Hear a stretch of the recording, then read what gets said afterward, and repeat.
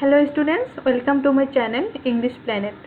In today's video, we will be discussing the second part of Lost Spring Stories of Stolen Childhood. Moromor chhatro chhatri hokol, aji ami etu video Lost Spring or second part to alochona korim. Already ami first part alochona korisu. Aji second part loi ahisu. Or the name of the second part is I Want to Drive a Car. So second part or মুখ্য চৰিত্ৰ বুলি যদি আমি কওঁ তেনেহলে মুকেশৰ কথা ক'ব লাগিব মুকেশ আছিল ফিৰোজাবাদত থকা এজন ল'ৰা ফিৰোজাবাদ এনেকুৱা এখন ঠাই আছিল যিখন ঠাই খাৰু বনোৱাৰ কাৰণে বিখ্যাত আছিল প্ৰত্যেক কালাৰৰ খাৰু ফিৰোজাবাদত পোৱা গৈছিল আৰু ফিৰোজাবাদৰ মানুহবিলাক এই খাৰু বনোৱাৰ কামত এংগেজ আছিল সো কিন্তু মুকেশৰ সপোন অলপ বেলেগ আছিল তাৰ সপোনটো বেলেগ কিবা সপোন তেওঁ দেখিছিল so Mukesh wants to be a motor mechanic মুকেশৰ সপোনটো আছিল তেওঁ এজন মটৰ মেকানিক হ'ব মটৰ মেকানিক হোৱাৰ তেওঁ সপোন দেখিছিল he will learn how to drive a car এখন গাড়ী কেনেকৈ চলাব লাগে হেতু তেওঁ শিকি ল'ব but his dream looks like a mirage কিন্তু তাৰ যে সপোন আছিল মটৰ মেকানিক হোৱাৰ সেই সপোনটো যেন এটা মিৰাজ মানে হৈছে মৰিচিকা মানে ভ্ৰান্ত মানে এনেকুৱা কিছুমান সপোন যেটো সপোন মোৰ আশা আছে হেতু কৰাৰ কিন্তু মই হয়তো হেতু কৰিব নোৱাৰিম মই হেতু মই ৰিচ কৰিব নোৱাৰিম ঠিক মুকেশৰ সপোন আছিল এজন মটৰ মেকানিক হোৱাৰ কিন্তু তাৰ সপোনটো যেন এটা মৰিচিকা নিচিনা আছিল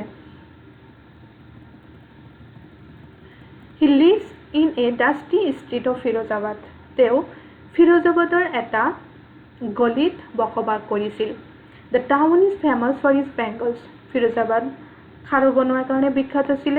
Every other family is engaged in making bangles. Firozabador প্ৰত্যেকটো ফেমিলিৰ যিমান কেজন মেম্বাৰ আছিল প্ৰত্যেক কেজন মেম্বাৰে যেন খাৰু বনোৱাত ব্যস্ত আছিল. It is the center of India's glass blowing industry. ফিৰোজাবাদটো এটা চেণ্টাৰ আছিল কেন্দ্ৰবিন্দু আছিল ভাৰতবৰ্ষৰ এই গ্লাছ ব্লোয়িং ইণ্ডাষ্ট্ৰী বিলাকৰ কেন্দ্ৰবিন্দু আছিল Firozabad families have spent generations making bangles for women the প্ৰজন্মৰ পিছত প্ৰজন্মৰ বিলাকে যেন তিৰোতা বিলাকৰ কাৰণে খাৰু বনাই পাৰ কৰিছিল মুকেশ's family is among them আৰু হেবিলাকৰ ভিতৰত মুকেশৰ ফ্যামিলিও আছিল এটা পৰিয়াল এনেকুৱা পৰিয়াল যিটো পৰিয়ালৰ প্ৰত্যেকজন মানুহে খাৰু বনোৱাত ব্যস্ত আছিল কাৰণ ইয়াৰ বাহিৰে হিহঁতৰ আন কোনো বেলেগ উপায় হিহঁতৰ নাছিল because they are caught in a web of poverty যে হিহঁতৰ যেন দৰিদ্ৰতাৰ জালত পৰিছিল এনেকুৱা দৰিদ্ৰ হিহঁতে আছিল যে হিহঁতে জীৱনত যেন একোৱেই কৰিব নোৱাৰিলে এই দেখা পাই আছে পিকচাৰটোত এইবিলাক হৈছিল খাৰু যিবিলাক খাৰু ফিৰোজাবাদত বনোৱা হৈছিল প্ৰত্যেকটো কালাৰৰ খাৰু ইয়াতে পোৱা গৈছিল ৰামদিনৰ হাতটা কালাৰৰ নিচিনা ইয়াতেও যেন সেই হাতটা ৰঙৰ খাৰু ফিৰোজাবাদত বনোৱা হৈছিল so about 20,000 children work in the glass furnaces যে সেই যিটো ভাটি আছিল গ্লাছ গলোৱা তাৰমানে কাঁচ গলোৱা যিটো ভাটি আছিল সেই ভাটিটোত প্ৰায় 20,000 ল'ৰা ছোৱালী কাম কৰিছিল no one knows that it is illegal for them to work in the glass furnaces with high temperatures যে এই 20,000 children যে তাতে কাম কৰিছিল হিহঁতৰ কোনেও জনা নাছিল যে হিহঁতৰ যে কাম কৰি আছে হেতু বেআইনী আছিল অবৈধ আছিল কাৰণ হিহঁতে খুব কম বয়সতে ইমান এটা কঠিন কাম হিহঁতে বাছি ল'ব লগা হৈছিল যেটো বহুত ভয়াবহ আছিল তাৰ পৰিণতি কাৰণ ল'ৰা ছোৱালী বিলাকে খুব সৰু আছিল এই সৰু অৱস্থাতে হিহঁতৰ এনেকুৱা কিছুমান ভয়ানক কাম হিহঁতে বাছি ল'ব লগা হৈছিল আৰু এইটো আছিল অবৈধ কাম কিন্তু হিহঁতে এইটো জানা নাছিল কাৰণ হিহঁতে পভাৰ্টি জালত পৰিছিল হিহঁতে ইয়াৰ পৰা উলিয়াই আহাৰ যদি ওলাই আহিব তাৰ কাৰণে কোনো অপচন হিহঁতৰ নাছিল their homes are hobbled with crumbling walls they have no windows হিহঁতৰ যে ঘৰবিলাক আছিল ফিৰোজাবাদৰ মানুহবিলাকৰ ঘৰবিলাক আছিল হভেলছ মানে যে জুপুৰি ঘৰ আৰু এই ঘৰবিলাকৰ যে ৱাল আছিলে দেৱালবিলাক আছিলে মানে ভঙা চিঙা খহি পৰি যোৱা যেন অৱস্থা হৈছিলে আৰু ঘৰবিলাকৰ কোনো উইণ্ডোজ নাছিল কোনো খিৰিকী নাছিলে they are crowded with families of humans and animals সিহঁতে এনেকুৱা পৰিৱেশত থাকিব লগা হৈছিল যেন জীৱ জন্তু আৰু মানুহৰ পৰিয়াল একেলগে আছে the narrator sees a frail woman the narrator মানে মুকেশে এনি জঙক সিহঁতৰ ঘৰত লৈ গৈছিল আৰু নেৰেটৰে সেই সিহঁতৰ ঘৰত মুকেশৰ ঘৰত এজনী উইক মানে খুব দুৰ্বল উইমেন তিৰোতা এজনক দেখা পাইছিলে she is cooking the evening meal for the family আৰু তাই ঘৰটোৰ কাৰণে ৰাতিৰ আহাৰ বনাই আছে she is the wife of mukesh's elder brother আৰু তাই আছিলে মুকেশৰ ডাঙৰ ককায়েকৰ wife she is not much older but commands respect as the beau of the house যে তাই বয়সত খুব সৰু আছিল কিন্তু ঘৰটোৰ পৰা যেন বহু হিচাপে তাই ৰেসপেক্ট পাইছিল as custom demands she veils her face যে সিহঁতৰ নিয়ম অনুযায়ী কাষ্টম মানে সিহঁতৰ যেটো ৰীতি নীতি আছিলে সেই নিয়ম অনুযায়ী সেই তিৰোতাজনীয়ে তাৰ ফেচ খনি ঢাকি ৰাখিব লগা হৈছিল the elder of the family is a poor bengal maker যে ঘৰৰ যিজন এল্ডাৰ আছিলে বয়সস্থ যিজন ব্যক্তি আছিল সেই ব্যক্তিজন আছিলে এজন বেংগল মেকাৰ খাৰু বনোৱাত আছিল he was failed to renovate his house যে মানুহজনে গোটেই জীৱন খাৰু বনাই পাৰ কৰিছিল কিন্তু তথাপিও তেওঁ তাৰ নিজৰ ঘৰটো ভালকৈ সজাব পৰা নাছিল ভালকৈ বনাব পৰা নাছিল he is unable to send his two sons to school তাৰ যে দুজন ল'ৰা আছিল মুকেশ আৰু তাৰ এল্ডাৰ ব্ৰাদাৰ সেই দুজন ল'ৰাকো তেওঁ স্কুলত পঠিয়াব পৰা নাছিল he knows nothing except the art of bengal making তেওঁ বেংগল বনোৱাৰ বাহিৰে খাৰু বনোৱাৰ বাহিৰে যেন বেলেগ একো কাম তেওঁ জনা নাছিল তাৰমানে তাৰ হোল লাইফটো তেওঁ খাৰু বনাই পাৰ কৰিছিল কিন্তু তথাপিও যেন দৰিদ্ৰতা সিহঁতৰ পৰা সিহঁতৰ পিছ এৰা নাছিল সিহঁতে যিমানে কাম কৰিছিল যিমানে পৰিশ্ৰম কৰিছিল তথাপি সিহঁতে দৰিদ্ৰতা থাকিব লগা হৈছিল এই যে ল'ৰা ছোৱালীবিলাক দেখা পাইছা তোমালোকে ল'ৰা ছোৱালীবিলাক এনেকৈ অতি কম বয়সত যিখিনি বয়সত সিহঁতে লাইফটো এনজয় কৰিব সেইটো লাইফৰ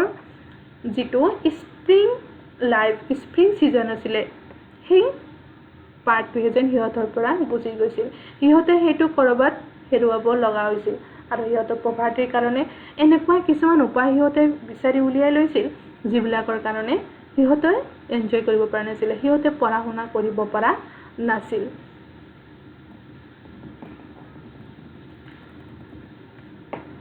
Mukesh's grandmother has watched her own husband go blind to the dust from polishing the glass. Mukesh's grandmother তাই নিজ চকুৰে দেখা পাইছিল তাইৰ হাজবেণ্ডক অন্ধ হোৱা আৰু কেনেকৈ অন্ধ হৈছিল যে তাইৰ হাজবেণ্ডৰ সেই গ্লাছ বেংগল ইণ্ডাষ্ট্ৰীত কাম কৰিছিল আৰু কাম কৰাৰ কাৰণে খাৰু যে বনাইছিল কাঁচ যে গলাইছিল আৰু খাৰু বনাওঁতে সেই খাৰুৰ পৰা যিবিলাক ধূলি সেই ধূলিবিলাক চকুত লাগি পেলাই অন্ধ হৈছিল আৰু মুকেশৰ গ্ৰাণ্ডমাদাৰে সেইটো নিজ চকুৰে দেখা পাইছিল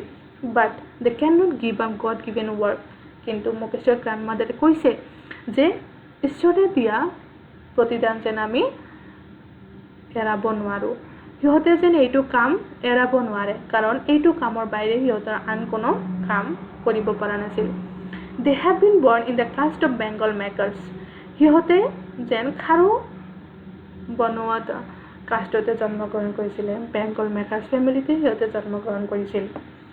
in every street of Firozabad one can see bangles of each and all colors ফিৰোজাবাদৰ প্ৰত্যেকটো ৰাস্তাত প্ৰত্যেকটো গলিতে প্ৰত্যেক কালাৰৰ খাৰু পোৱা গৈছিল they are piled on hangers pushed by young men এই খাৰুবিলাক বনোৱাৰ পিছত খাৰুবিলাকক উঠোৱা হৈছিল ক'ত হ্যাঙ্গাৰ্ছ মানে হৈছে ঠেলা টাইপৰ যিবিলাক হাতেদি লৈ যোৱা হৈছিল মানে ঠেলা সেই ঠেলাত খাৰুবিলাক উঠোৱা হৈছিল আৰু সেই ঠেলাবিলাক টানি লৈ গৈছিল young men বিলাকে In dark hutments sit boys and girls with their fathers and mothers welding pieces of colored glass into circles of bangles. যে in dark hutments মানে সেই সৰু অন্ধকাৰ জুপুৰি ঘৰত ল'ৰা ছোৱালীবিলাকে একেলগে বহিছিল with their fathers and mothers ইহঁতৰ মাক দেউতাকৰ লগত একেলগে বহি পেলাই প্ৰথমতে কাঁচ গলাইছিল আৰু সেই গলোৱা কাঁচৰ পৰা বিভিন্ন ধৰণৰ খাৰু সিহঁতে বনাইছিল and among them Sabita is a young girl sitting alongside an elderly woman যে এই ল'ৰা ছোৱালীবিলাকৰ ভিতৰত সবিতাও আছিলে এজনী ইয়াং ছোৱালী খুব কম বয়সে এজনী ছোৱালী আছিল আৰু তাইও সেই এল্ডাৰলি উইমেনৰ লগত বহি পেলাই খাৰু বনাই আছে ছোৱালীজনী দেখা পাইছে এইজনে হয়তো সবিতা আছিলে আৰু সবিতাই খাৰু বনাই আছে অতি কম বয়সত she does not know the sensitivity of the bangles she helps make যে আটাইতকৈ বেছি আচৰিতজনক দুৰ্ভাগ্যজনক কথাটো হৈছে তাই যিবিলাক খাৰু বনাই আছে সেই খাৰুৰ যিটো পিউৰিটি ইয়াৰ যিটো পবিত্ৰতা ইয়াৰ যিটো সিগনিফিকেন্স যিটো মহত্ব সেইটো তাই জানা নাছিল they symbolize an Indian women's Suhag যে খাৰু আসলতে ইণ্ডিয়ান women's বিলাকৰ সুহাগ বুজায় they symbolize auspiciousness in marriage যে সিহঁতে বিবাহৰ ক্ষেত্ৰত auspicious মানে ইয়াৰ বিবাহৰ যিটো মহত্ব ইয়াৰ যিটো পবিত্ৰতা সেইটো বুজায় খাৰুৱে কিন্তু সবিতাই সেই সেন্সিটিভ বিষয়ে খাৰুৰ যিটো আসল অৰ্থ সেইটো তাই জানা নাছিল কিন্তু তথাপিও তাই যেন খাৰু বনোৱাৰ ৰাস্তাটো তাই বাছি লৈছিল কাৰণ ইয়াৰ বাহিৰে আন কোনো উপায় ইহঁতৰ নাছিলে little has moved with time in Firozabad সময়ৰ পৰিৱৰ্তনৰ লগে লগে ফিৰোজাবাদৰ যেন একোৱে পৰিৱৰ্তন নহল they cannot organize themselves into a cooperative এই যে 20,000 children ইমান মানুহ যে তাতে আছিলে কিন্তু তথাপিও সিহঁতে যেন এটা সংগঠনত সংগঠিত হ'ব পৰা নাছিল সিহঁতে যেন নিজকে কোঅপাৰেটিভত সিহঁতে সংগঠনত সংগঠিত কৰিব পৰা নাছিলে মিডলম্যান এক্সপ্লইট them কাৰণ যিবিলাক মধ্যভোগী মানুহ আছিলে সেই মানুহবিলাকে সিহঁতক শোষণ কৰিছিল there is no leader among them সিহঁতৰ মাজত কোনো লিডাৰ নাছিলে কোনো নেতা সিহঁতৰ মাজত নাছিল there are two worlds ফিৰোজাবাদত এনিজঙে দুটা পৃথিৱী দেখা পাইছিল আৰু পৃথিৱী দুটা হৈছে one is the world of Bengal makers এটা হৈছে সেই খাৰু বনোৱা বিলাকৰ পৃথিৱী যিটো পৃথিৱী খালি খাৰুই বনাইছিল মানুহবিলাকে they are caught in a web of poverty সিহঁতে যেন দৰিদ্ৰতাৰ জালত পৰিব লগা হৈছিলে সিহঁতে খাৰু বনাইছিল গোটেই জীৱন পাৰ কৰিছিলে কিছুমান অন্ধ হৈ গৈছিল কিন্তু তথাপিও সিহঁতৰ দৰিদ্ৰতা যেন পিছেৰা নাছিলে there is another world of money lenders middlemen and the policemen আৰু আন এটা পৃথিৱী আছিলে সেই মানি লেণ্ডাৰ্ছ বিলাকৰ সেই মধ্যভোগী বিলাকৰ আৰু সেই policemen আৰক্ষী বিষয়াবিলাকৰ সেই পলিটিচিয়ান বিলাকৰ যিবিলাক মানুহে এই দুখীয়া মানুহবিলাকক শোষণ কৰিছিল মুকেশ's eyes are full of hope কিন্তু সেই ফিৰোজাবাদতে থকা মুকেশ আৰু মুকেশৰ ফ্যামিলিও আছিলে বেংগল মেকাৰ মানে খাৰু বনাইছিল মুকেশৰ ফ্যামিলি মানুহবিলাকো কিন্তু তথাপিও তাৰ চকু দুটা যেন আখাৰে ভৰপূৰ আছিল তেওঁ যেন বেলেগ কিবা এটা কৰাৰ সপোন দেখা পাইছিলে he wants to be a motor mechanic তেওঁ এজন মটৰ মেকানিক হোৱাৰ সপোন দেখিছিল the narrator asks him if he dreams of flying a plane so narrator এনিজঙে তাক সুধিছিল যে তেওঁ এখন এৰোপ্লেন উৰুৱাৰ সপোন দেখে নেকি he silently says no তেওঁ অতি শান্তভাৱে উত্তৰ দিছিলে যে নহয় মই এৰোপ্লেন উৰুৱাৰ সপোন নেদেখো he is content to dream of cars that move down the streets of his town তেওঁ এজন মটৰ মেকানিকে তেওঁ হ'ব বিচাৰিছিলে যিবিলাক গাড়ী সেই ফিৰোজাবাদৰ ৰাস্তাতে অহা যোৱা কৰিছিল few planes fly over ফিৰোজাবাদৰ আকাশেদি অতি কম ফ্লাই হে এৰোপ্লেন হে উৰে আৰু মুকেশৰ এনেকুৱা সপোন আছিলে যে এজন মটৰ মেকানিক হ'ব সো এইখিনিতে ষ্টৰীটো কমপ্লিট হয় সো ইয়াতে লষ্ট স্প্ৰিঙত আসলতে এনিজঙে এই দুজন ব্যক্তি দি পেলাই এজন আছিলে সাহেবী আলম তেওঁ আছিলে এজন ৰেক পিকাৰ আৰু আন এজন আছিলে মুকেশ এই দুজন ব্যক্তিক দি পেলাই এনিজঙে দেখাব বিচাৰিছে যে আমাৰ ইণ্ডিয়াত এনেকুৱা কিমান মানুহ দৰিদ্ৰ মানুহ আছে যিবিলাক মানুহে সিহঁতৰ দৰিদ্ৰতাৰ কাৰণে দৰিদ্ৰতাৰ ওচৰত সিহঁতে হাৰ মানিব লগা হয় সিহঁতে এনেকুৱা কিছুমান ৰাস্তা বিচাৰি উলিয়াই ল'ব লগা হয় যিখিনি সময়ত সিহঁতে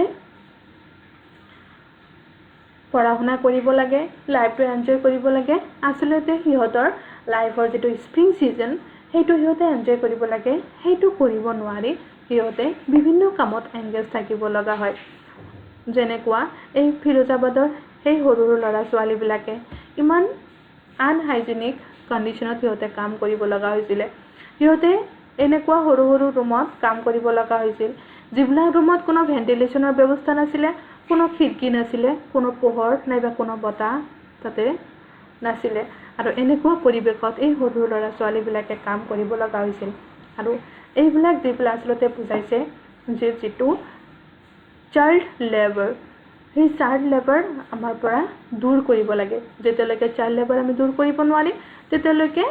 এই ল'ৰা ছোৱালীবিলাকৰ জীৱনটো যেন অন্ধকাৰত থাকিব। সিহঁতেও যেন লাইফৰ যিটো আচল অৰ্থ সিহঁতেও বুজি নাপাব, কাৰণ সিহঁতৰ লাইফটো দৰিদ্ৰতাৰ মাজেৰে পাৰ কৰিব লাগিব।